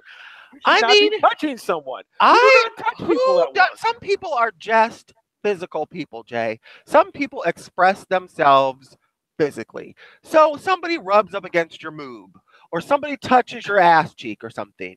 I mean, is it really worth running to HR over, or do you just put that down to some people just like to be touchy feely? Listen, I have private areas. You should not be putting your hands towards my private areas. Okay? That includes nips, dick, and or ass. Okay? I mean, you can shake a hand, you can give a hug. I mean, I don't know. You shouldn't be pressing up to your pelvis to my pelvis in the hug. I mean, it's not overcomplicated here. I mean, it's just basic. It's basic. I mean, are you really going to feel violated if somebody like bends over, drops a piece of paper, and their left cheek actually accidentally touches your right cheek? Are you going to run to HR and be like, I think Todd over there was really trying to give me some kind of sexual harassment because his left ass cheek touched my right ass cheek when he bent down to get a piece of paper? You know what? Being out in the workforce for over a couple decades now, Bill, I just don't know if I've ever really encountered such a thing. I mean, obviously, people flirt or whatever else like that, but there's nothing that crosses a line. I think that's the whole idea where somebody might flirt a little bit, and that's the whole like, I don't know, is this welcome? And if the person doesn't respond, then you kind of already have it. I don't know if it goes pushes it further, and I just it doesn't seem to be complicated to me. You exist in this world. I I do. mean, And I'm telling you now, I mean, if one of these hags that I work with every day was to walk up to me and like, I mean, as it is now, I do get touched more than I'm actually comfortable with. Okay, but you don't see me run into HR going, this person touched me and I didn't want to be touched. I mean, some people are just verbal hand touchers, or they just make gestures with their hands and brush up against you. I mean, I don't like it, but it's not like I'm running around going, I think this bitch is trying to come on to me brushing every your time it happens. hand. Oh, okay, so there. What are there, like Elaine from Seinfeld? Just like they got to punch you in the arm every time they talk to you? Yeah, some people do that. Some people make points with their exclamations with their hands. Some people Okay, so tap you or bump is the you producer or making the point by touching the girl's nipple every time he makes his point? I mean, many years ago, I was asked to give coworkers on a regular basis shoulder rubs and back rubs. Now, I didn't particularly want to touch these people, but it wasn't offensive to me that they wanted me to. I was just like, whatever, and I did it. I didn't feel like I was somehow sexually harassed or sexually somehow come on to because I was asked to give somebody a back rub. Now, that's probably be frowned upon in today's environment, but at the time, nobody thought twice about it, including me. what type of Mad Men scenario are you living in where this is happening? I, as a super, I cannot walk in and people are giving each other back rubs and foot rubs. This is I a never place gave of anybody a work. foot rub. Let's get that straight. But back rubs, yes. I would scratch backs. I would rub backs. I would, and there were people that were wearing, there were females that were wearing brassieres and stuff underneath their shirt. And of course, you can't help but like snap the bra strap or whatever when you're doing that because, it's all fun. Bill, what's missing from this is it's consensual. Now, whether or not the people want you guys Listen, giving I back wasn't rubs at consensual. work, I wasn't. this is consensual. The person's going, Bill, I have a knot in my back. I need you to rub it out. And you're like this, I will rub out the knot in your neck and shoulder. It's consensual. Okay. I prefer you not I to don't do know that if at it the was job. consensual. I don't know how it would have been looked upon if I would have said no. I didn't really think about it because it wasn't something that was really one way or the other to me. What do you mean how it would look upon if you would have said no? What are you I don't talking know if about? I would have said no, I'm sure that might have hurt somebody's feelings or maybe made people feel uncomfortable in some So then way. they go to HR and go like this. I asked Bill for back rub and he said no. They're like, well, we need to call Bill in here right now. No, but it might have made things in my environment less cordial. Maybe that would have been, something off-putting to people. And so why make a big deal out of it when it wasn't really a big deal? For me, I was like, do it, get over with, and move on with my day.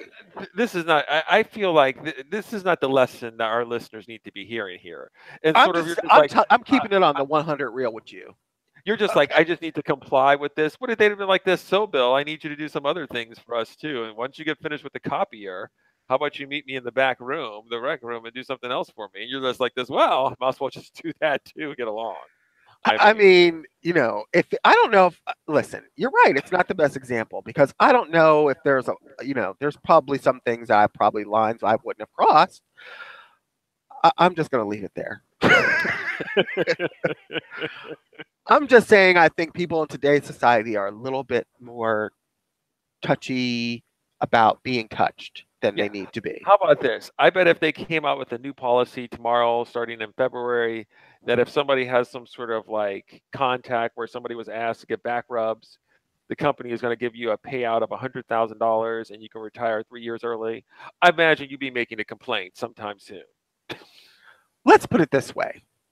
If there were complaints to have been made that could have been construed upon as something awkward or maybe unprofessional, it wouldn't have started or ended with those back rubs. Let's just move on. Oh, you know what? I try to keep you on the moral path, but it's just very difficult. It's just I just try to keep you grounded to this earth, and I'm trying. It's just All I'm hard. saying is I don't know if people need to necessarily be so goddamn sensitive all the time. I mean, your shit isn't so goddamn precious that it's some kind of like, glass ornament that you can't let fall off the tree. If somebody rubs up an elbow against you or maybe, rubs your shoulder or something, pull away. They'll get the idea before too long that you're not entirely comfortable with the way they're expressing themselves to you. Okay, so let me get this straight. If I'm sitting at a dinner table out here at some sort of like we just finished filming a great movie, okay? And the producer who's married and everybody knows has been married for decades is sitting there telling it's great, our movie's going to get great reviews, it's welcome, the studio is going to make us do a couple more sequels. We're all hanging out. I have my girlfriend that's, over there, like, whining, dining, and talking to some other people. As then I sit down, and then the producer next to me starts to slip her hand over by my pants up into my I think superfan Neil called it the resistance area. You know, up towards my groin area, and then I have to go like this. What are you doing? And push the hand away. That's what am I supposed? I'm just supposed to walk away and be like, "How dare you?" I'm like, You I don't, put- I You don't, I push don't want the that. hand away. You Right. move a couple inches over. If it And then- happens again, maybe you give somebody a stern look, and you give them No, a no, look of I'm like, giving the stern look right away the first time, Bill. right, and then you push the hand away. Okay, maybe if they do it one more time, then you know, But this is somehow the point, let them though. know that's not okay. The point is, the person is married, and then I'm there with my girlfriend. How are they? Lots of people are married, Jay. How are they going to know that you're not down with the hanky panky if they don't, push it the level a what? little bit? I don't know what. You know what? This is not my 20s. I mean, I feel like if you're like in your 1920, it's some sort of like just rough and tumble WWE world out there. Okay, at our ages, with some of these people being accused of, I just don't see these things happening. I don't go out to dinners and I just start like playing footsie under the table or something and winking my eye. That seems like somebody that's out of the game too long and they are just awkward and don't know what the fuck to do. I mean, that's what it seems like to me. It just seems weird. And if that happens, I'm going to probably be very shocked. I'm going to be very disappointed, and I'm going to be upset. Absolutely. But do you have to run to HR for the first fucking step that they take to like, or could you possibly have a private conversation with this person off the record, offline, where you go, you know what? Just between you and me, what you did wasn't cool. I don't expect it to happen again. Let's move on. No, you know why I can't? You know why I have to run an HR bill? Because after I give that stern look, the next thing you know, they're going to come back to me and say, you know what? The producer doesn't think that you're really good to work on the next sequel. We're going to go a different direction, and we're going to pick out like Bob Smith to sit here and do the graphic design.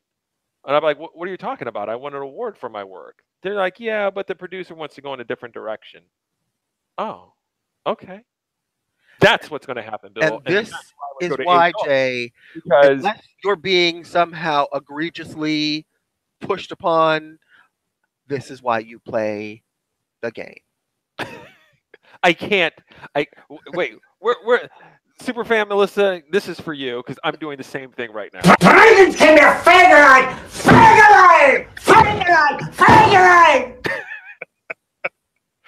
I mean, unless they're actually crossing a line that you would not feel at all comfortable with and that you just can't physically stand, then I suggest you just roll with it. Yeah, I'm moving on. My favorite Befehl is Glaube! Or, you could end up on the unemployment line. You pick. You choose. I can't. Number 2 movie opening this weekend was Insidious: The Last Key. Cost $5, made $200 million. Well, domestically, you want the total domestically and internationally? I'm gonna say 129 total. No, it made 50 million, and it cost 10 million. That's still a great return. Yeah, it's only its first week, so I imagine it's got a. How many Insidious movies does this make? Like 6? No, I think this is probably 3, 4. Okay. Something like that. But I guess it's the last one. Oh, is it? Is this the end of a trilogy then? I'm assuming it's called The Last Key for a reason. So. Oh yeah, till the next key, which is the the next one. The second to last key. All right. Number 3, the Star Wars: The Last Jedi movie, 4th week, brought in 23 million, bringing its total cum to 1,200 million. 1.1 billion. Okay, so it is the number 1 movie of the year over Beauty and the Beast domestically. And it's probably not going to end up making the money that The Force Awakens made, but it made more than Rogue One. I think Disney's doing just fine. Yeah, I made 1.2 billion, and nobody's crying. Yeah, but The Force Awakens made 2.1. Yeah. This is all gravy here. It's all gravy. They have bigger fish to fry here. This is only going to be this Star Wars thing that they got going on. It's going to get a lot more difficult over the coming years. We'll see what happens with Han Solo. They need to make their money.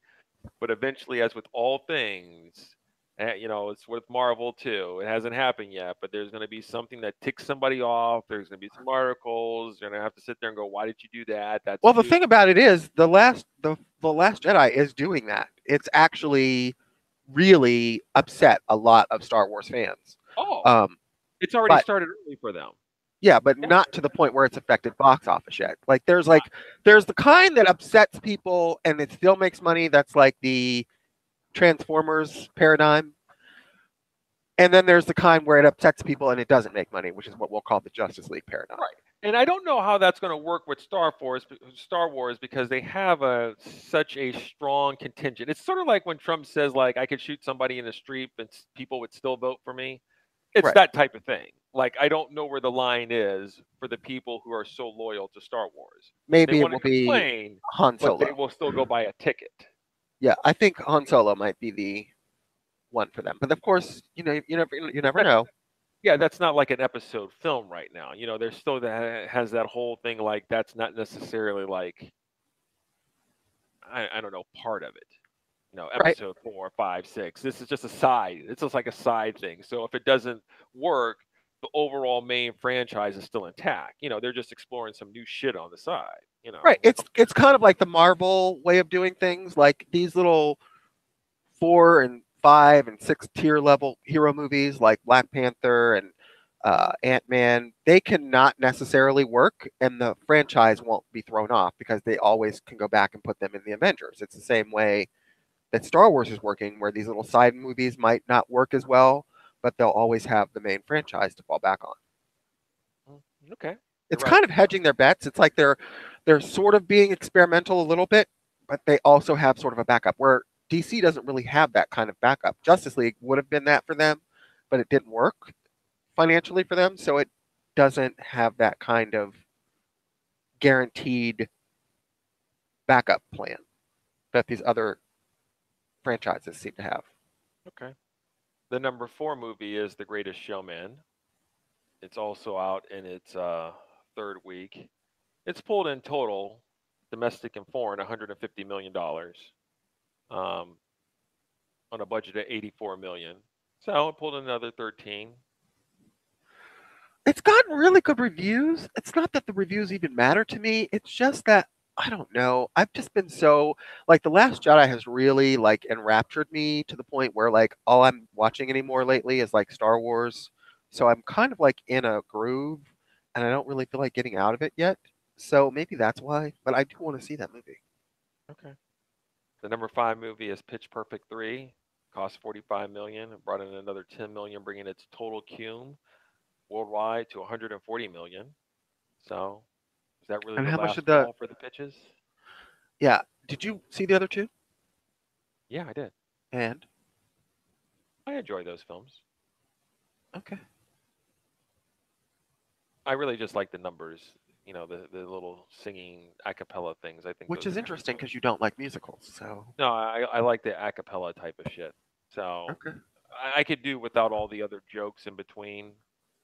I don't really find that to be funny, or the storyline of let's get together and I don't know if we're good enough to beat this other team.